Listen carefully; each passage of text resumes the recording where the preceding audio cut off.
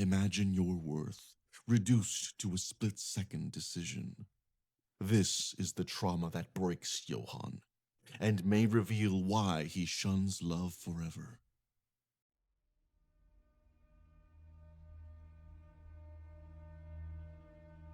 In summation, we observe the seeds of Johan's ultimate nihilism planted even before his birth.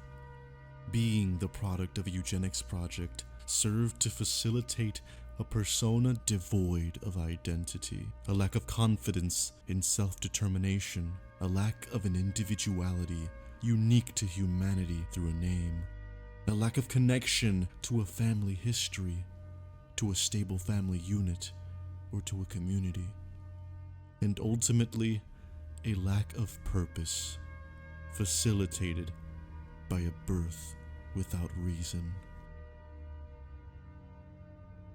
But perhaps the moment in which Johan's nihilism was truly solidified is the day his mother was forced to choose between him and his sister. Truly a blood-curdling experience that no parent would ever want to find themselves in, having to choose to save one child and offer the other into an unknown abyss. It was at this moment that Johan knew life was ultimately meaningless, that life had no ultimate value. As a result of Johan and his sister dressing in the same clothes to give the impression that their mother had only one child, at this moment his mother was unsure of who was who, or was she? The truth is unknown. That truth doesn't exist.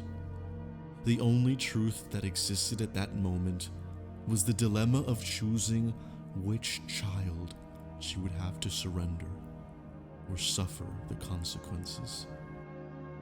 And in that split second, a decision was made. But was choosing to surrender Johan's sister an arbitrary decision? No, it couldn't have been. There was a slight hesitation prior to the decision, and in that hesitation, something far worse was illustrated. Worse than the capricious nature of an arbitrary decision to sacrifice one of your own children. Something like a random choice could be left up to an external, impersonal force like fate, but this hesitation proved that that choice wasn't arbitrary, that it wasn't impersonal, that Johan's mother was making an active mental calculation. But what could she have possibly been calculating short of the value of two lives, weighing each life on a scale, Anna or Johan? Which child was more valuable? Which one could she give up? Which one did she love more? Did she truly wish to save Johan, or did she confuse him with his sister? Did she actually want to save Anna instead? And as Johan said, which one of us was unneeded?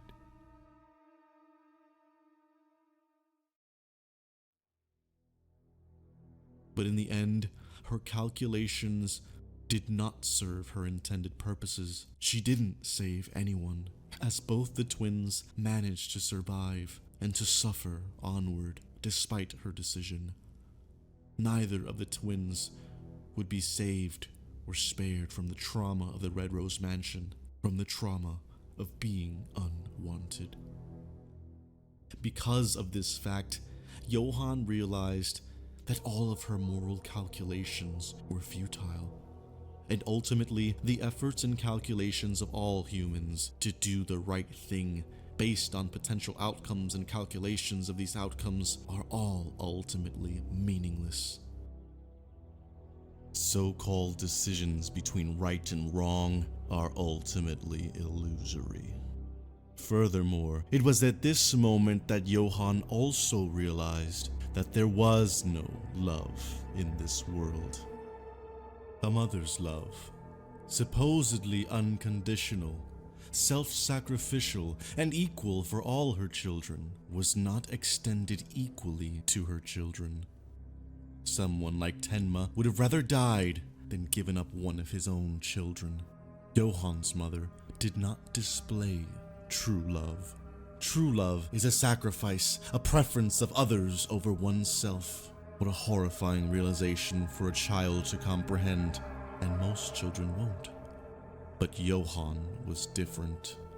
At a young age, Johan had realized a dark truth, that all life isn't equal. For not even the lives of two genetically identical twins were equal in value. If need be, one would always be chosen over the other, even by their own mother. In fact, the only thing all people are equal in is in death.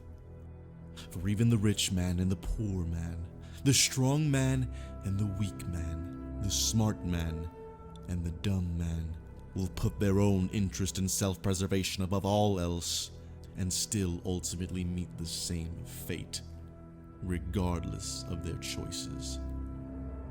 To view all life as equal in dignity and to go against your natural urge of self-preservation to protect it, that is love.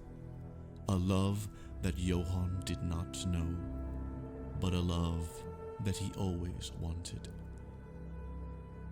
Johan had never experienced this love until the day he was saved by Dr. Tenma, the man who was willing to sacrifice everything from his prestigious career, his future, his marriage, to save the life of one random boy. Tenma was willing to lose it all out of love. Flash forward several decades, and the central question remains: who is Johan? The experiences at the Red Rose Garden could have happened to him. No, in fact, they did happen to him. Because he is nobody, he is his sister, and he adopts his sister's memories and experiences as his own. In the same vein as a lack of a unique individuality, even Johan's own memories are not his own. Johan understands that he's a living contradiction. He kills without motive, without purpose, without rhyme or reason. Detectives confirm that the one thing that all his crime scenes have in common is that they are highly impersonal, mechanical in their efficiency, and that they lack any sort of passion or reason, any sort of ego or identity. To Johan, what we call life is ultimately meaningless. Therefore, taking a life is as routine as throwing out a piece of garbage. When Johan confronts Dr. Tenma as an adult and is presented with the question of why he kills, his answer is chilling. He simply answers, "Why not?" A response that shakes Tenma to the very core of his being. A man whose very life had revolved around preserving life. A career in medicine presupposing the unquantifiable value of life, of how precious it is. But perhaps what set Tenma over the edge was how he almost lost everything to stay true to this belief. This belief manifested through saving the life of an orphaned boy. And now, the very same person for whom he almost lost everything for is laughing in the very face of this notion, taking the lives of others for no reason, right in front of Tenma's very eyes, as if to reveal how absurd human conceptions of the value of a human life and the notions of right and wrong truly are, just as Johan's mother's calculations were. Tenma's ethical disposition is questioned and inverted. The machinations of consequentialism that had created the monster in front of him, the moral reasoning behind saving this boy, and the implications of what saving his life now means. The battle between upholding the idea that all life is equal inherently and the moral calculation that perhaps Tenma shouldn't have saved that boy who has now taken countless lives, paralyzes Tenma both physically and emotionally. Tenma now begins to question himself. Because Tenma saved Johan, is he now responsible for the deaths of all of Johan's victims? What if he hadn't saved that boy? But saving him was the right thing to do, wasn't it? Tenma now serves as a stand-in for the viewer who may hold utilitarian dispositions and now must find themselves grappling with this moral dilemma. But for Johan, this test is deliberate. He had only experienced love from Tenma, and it's for that very reason that he must crush this love, and in doing so validate his own conclusions of the world, and validate his own identity in nihilism. Next, the making of a monster. What happens when all meaning collapses?